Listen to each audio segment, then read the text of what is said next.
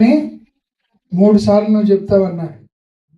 ఈ పేతురు చలిమంట దగ్గరికి వెళ్ళినాక చలిమంట దగ్గర జరిగే డిస్కషన్ ఏంటో చెప్పమంటారా? చలిమంట దగ్గర జరిగే డిస్కషన్ ఏంటంటే, అబ్బా ఎన్ని అద్భుతాలు చేశాడండి యేసు, లాజర్ని లేపాడు, విధవరాలు కొడుకుని లేపాడు, ఎన్ని కార్యాలు చేశాడు. ఎన్ని చేసినా ఈ రోజుతో అయిపోతాడు. ఇక వాళ్ళ చేతిలో పెడితే బయటికి రావటం, చంపి పడేస్తారు, వాళ్ళు సిలువ వేసి పడేస్తారు. ఆ యేసునే కాదు, యేసుతో ఉన్న వాళ్ళని కూడా ఏం చేస్తారు?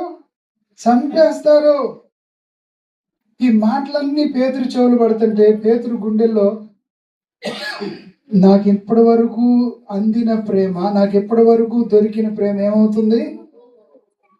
ఇక రేపు నాకు ఉండదు, నాకు ఆ ప్రేమ లేదు, పైగా నన్ను కూడా చంపుతానని వీళ్ళు మాట్లాడుకుంటున్నారు. ఆయనతో ఉన్న వాళ్ళను కూడా చంపుతానంటున్నారు. ఒక చిన్న అమ్మాయి వచ్చి, నువ్వు కూడా ఆయనతో ఉన్నావు కదండి. పేతురు ఏమంటాడు? లేదు లేదు లేదు, నేను లేని. ఎవరమ్మా భలే చెబుతున్నావు, బుడ్డమ్మాయి భలే చెబుతున్నావు ఇవన్నీ.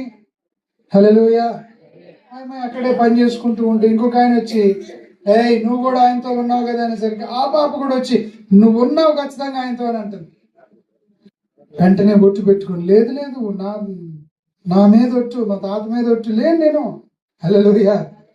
ఒట్టు పెట్టుకుంటాడు. ఒట్టు పెట్టుకునేసరికి అంటే పేతురు హృదయం ఏమైపోయిందంటే, ఇక ఆ ప్రేమ నాకు దొరక్కపోగా నా ప్రాణం పోతుందేమో అనే కలవరంలోకి వెళ్ళిపోయాడు. ప్రజలు హల్లెలూయా.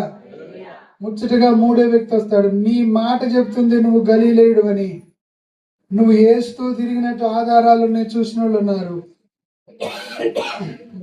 కొన్ని సెల్ఫీలు కూడా ఉన్నాయి నా దగ్గర అనేసరికి పేతురు ఏం చేశాడు?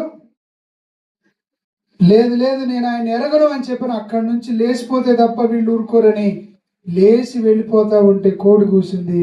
కోడి శబ్దం చెవును బడంగలోనే, తల తిప్పంగలోనే యేసయ్యను అటువైపుగా ఈడ్చుకొని వెళ్ళిపోతా ఉన్నారు. ప్రజలు హల్లెలూయా, హల్లెలూయా. అప్పుడు యేసయ్య ముఖం చూసి పేతురికి ఇవన్నీ పరలోకపు తాళాలు ఇవ్వటం, షేకేలు కట్టడం, నేల మీద నడిచి రావటం, ఇవన్నీ గుర్తొచ్చి గుండె పగిలేలాగా ఏడుస్తున్నాడు. దేవునికి స్తోత్రం. హల్లెలూయా, హల్లెలూయా.